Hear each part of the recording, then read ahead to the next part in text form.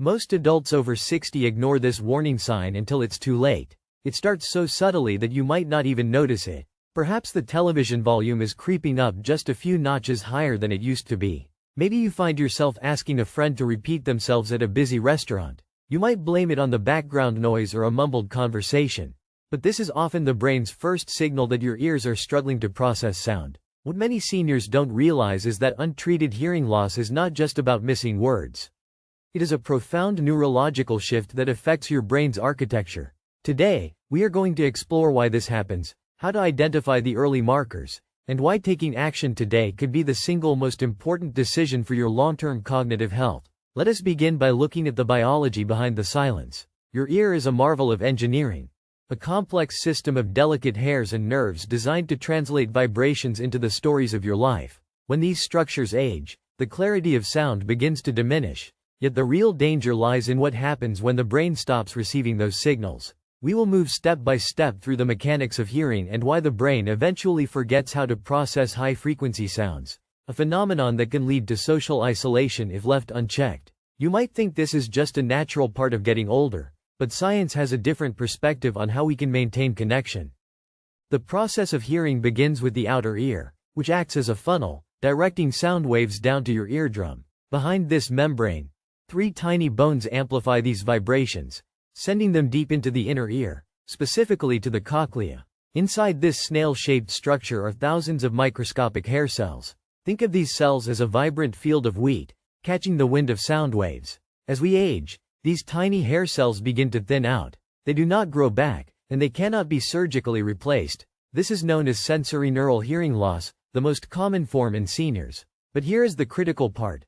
When these hair cells die off, the electrical impulses they send to the brain weaken. Your brain, being an incredibly adaptive organ, attempts to compensate. It starts working harder to fill in the missing gaps, essentially guessing what the other person said based on context. This is why you feel mentally exhausted after a social gathering. You are not just listening, you are working. The surprising part is that this constant mental strain, known as cognitive load, can actually accelerate brain atrophy. It is not just about the ears.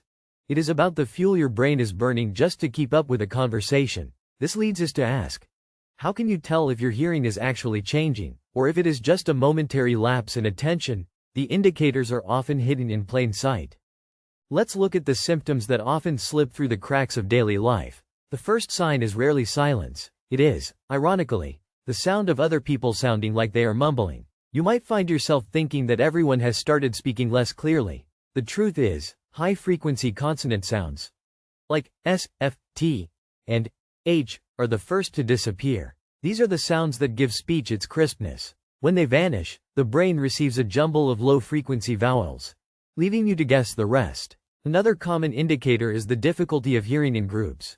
In a quiet room, your brain can focus on one person, but add background noise, a fan, a clattering dish, or distant chatter, and your brain loses its ability to filter the relevant sound. If you find yourself avoiding social situations because they feel overwhelming, you are experiencing the psychological side effect of hearing decline. Many people don't realize that social withdrawal is a symptom, not just a personality change. You might even notice that you are turning your head to listen with one specific ear more often. This is a subtle physiological adjustment that your body makes to prioritize incoming sound. Recognizing these signs is not about fear. It is about empowerment. When you identify these patterns, you are no longer a victim of a process you don't understand. You are a proactive observer of your own biology. Next, we will discuss who is most at risk and how history plays a role. Why does one person maintain crisp hearing into their 80s while another struggles by their late 60s? Genetics certainly plays a role, but it is not the only factor. Your lifestyle throughout your younger years acts as a cumulative account. Exposure to loud environments, whether from factory work, loud machinery, or even years of listening to music at high volumes, takes a physical toll on those hair cells we discussed earlier. Furthermore, certain medical conditions are directly linked to hearing health. Cardiovascular health is paramount here. Your inner ear is an organ that requires a constant, healthy supply of oxygenated blood. If your circulation is impaired by high blood pressure or diabetes, the delicate cells in the cochlea are the first to suffer. Think of the inner ear as a high-performance engine that is sensitive to fuel quality. If the blood flow, the fuel, is restricted, the engine begins to misfire. It is a biological domino effect. If you have a history of frequent ear infections, or if you take specific medications that can be toxic to the ear, you are at a higher risk profile. But there is hope. Modern medicine has shifted the focus from fixing the hearing to managing the connection. Many people delay getting a checkup because they worry about the stigma or the aesthetic of hearing devices. However, this delay is exactly what makes the transition harder later on. The brain needs time to adjust to a new way of processing sound. So, you have noticed the signs, and you suspect that your hearing is not what it used to be. What is the path forward? The first and most essential step is a professional evaluation by an audiologist, not just a standard hearing screening at a general clinic. An audiologist uses a specialized chamber to determine exactly which frequencies you are losing. This is not a pass-fail test. It is a map of your specific hearing range. You might be perfectly fine at low frequencies but struggling significantly at high ones. Knowing this map changes everything.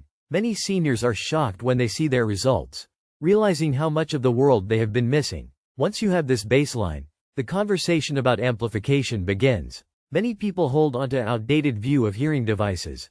They remember the large, whistling, feedback-prone plastic molds of 30 years ago. The reality today is unrecognizable. We are talking about discrete, nearly invisible devices that leverage advanced artificial intelligence to distinguish between the sound of a voice you want to hear and the background noise you want to ignore. These are essentially tiny computers that sit in your ear, working in real time to adjust to your environment. They aren't just amplifiers, they are processors. They can connect to your television or phone, providing direct audio that bypasses the acoustic interference of a room. It is a transition from living in a blurred world to high definition.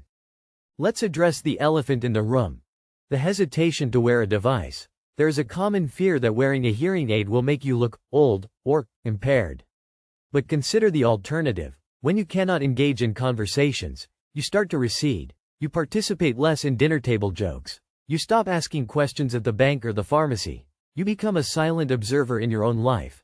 This, more than any device, is what leads to isolation and, subsequently, a decline in cognitive acuity. Studies have shown a significant link between untreated hearing loss and cognitive decline, including dementia. Why? Because when the brain is starved of auditory stimulation, it starts to prune those pathways. It is a use it or lose it scenario. By wearing a hearing device, you are providing your brain with the constant, rich, varied input it needs to stay sharp and engaged. It is essentially a workout for your cognitive function. The best hearing aid is the one that you actually wear, and modern technology has made them so comfortable that many users forget they have them in. The process of getting used to them takes time, usually a few weeks, as your brain relearns how to interpret the sounds that were previously lost to the silence. Patience is your best friend during this period of adjustment. Beyond clinical solutions, what can you do in your daily life to protect the hearing you have? Nutrition plays a more significant role than most people realize. Antioxidants are the frontline defense for your inner ear. Foods rich in magnesium, potassium, and vitamins A, C, and E help stabilize the delicate fluids inside the cochlea.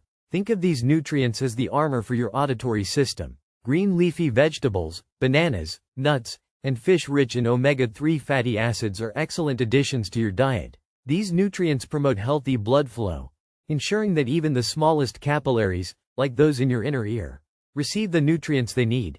Additionally, physical activity is vital. Walking, swimming, or even light resistance training keeps your cardiovascular system healthy, which, as we established, is the lifeline of your ears. Hydration also plays a part. Maintaining proper fluid balance in the body supports the pressure regulation within the ear. It is about treating your body as a holistic system. While you cannot undo the damage already done, you can slow down the rate of future decline by fostering a healthy biological environment. The connection between physical health and sensory health is undeniable. You are not just caring for your ears. You're caring for your overall vitality. Now, we must discuss the common mistakes that hold people back. The biggest error is waiting. Many wait until their hearing loss is so severe that it becomes a struggle to communicate even in the most controlled environments. By the time they seek help, the brain has already forgotten how to process certain sounds, making the transition to hearing aids much more difficult. Another mistake is relying on over-the-counter amplifiers without a professional diagnosis. These devices often amplify everything equally: the silence, the static, and the voices, which can be irritating and even damaging. You need a device tuned to your specific needs. Also, failing to commit to the follow-up process is a frequent pitfall. A hearing aid is not a pair of glasses. You don't just put it on and see perfectly instantly. It requires calibration, testing, and periodic adjustments as your brain gets used to the input. Some people go to one appointment, find the sound weird or too loud, and toss the device in a drawer. That is a wasted investment and a missed opportunity for a better quality of life. Treat the calibration phase like physical therapy for your ears. You have to commit to the process for the long-term benefit of your neurological and social health. When is it time to stop researching and actually book that appointment? If you find yourself asking, "What?" more than twice in a single conversation, that is a clear indicator. If you have increased the volume on your television to a level that bothers others in the room, that is a red flag. If you feel tired after a simple conversation with a loved one, that is a sign of cognitive strain. Do not wait for a family member to tell you that you are not hearing them. Taking the initiative is a sign of wisdom and self-respect. When you call an audiologist, mention that you want a comprehensive assessment.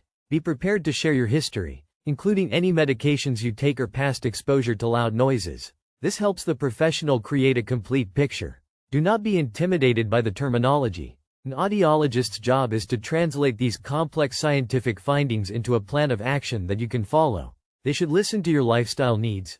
Do you enjoy symphony concerts? Do you go to a noisy bridge club? Do you spend a lot of time on the telephone? Each of these settings requires a different approach to your hearing support. The technology exists to solve these problems. All you need to do is provide the professional with the right information.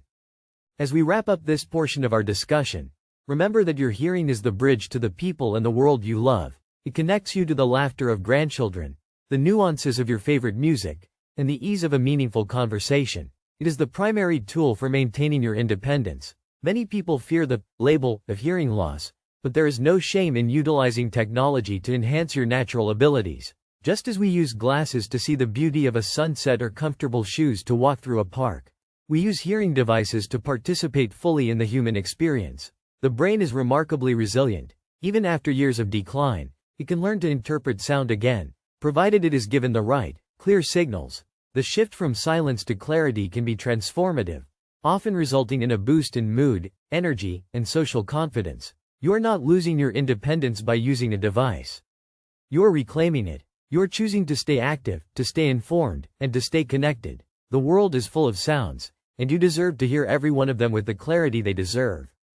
In the coming sessions, we will delve deeper into the specific types of hearing devices, from behind-the-ear models to completely in-canal designs, and how to choose the right one for your anatomy and lifestyle. We will also discuss the psychological aspect of hearing loss in more detail, exploring strategies to overcome the stigma, and how to communicate your needs to family members who might be impatient. We will look at how to navigate the financial aspect of hearing care and the technological innovations that are just over the horizon. Hearing health is a journey, not a destination. It is a continuous process of learning and adapting, and by being here, you have already taken the most difficult step: acknowledging the need for change. In our next deep dive, we will talk about the specific brain training exercises you can do at home to prepare your auditory pathways for better processing, regardless of whether you are currently using a device or not.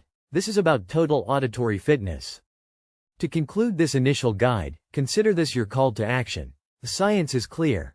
The sooner you address changes in your hearing, the better the outcome for your brain and your quality of life. Take a moment today to reflect on your daily interactions. Pay attention to the volume, the clarity, and the effort it takes for you to participate. If you notice the signs we have discussed, make that call. Reach out to a local audiologist and schedule an evaluation. You have spent a lifetime building your world.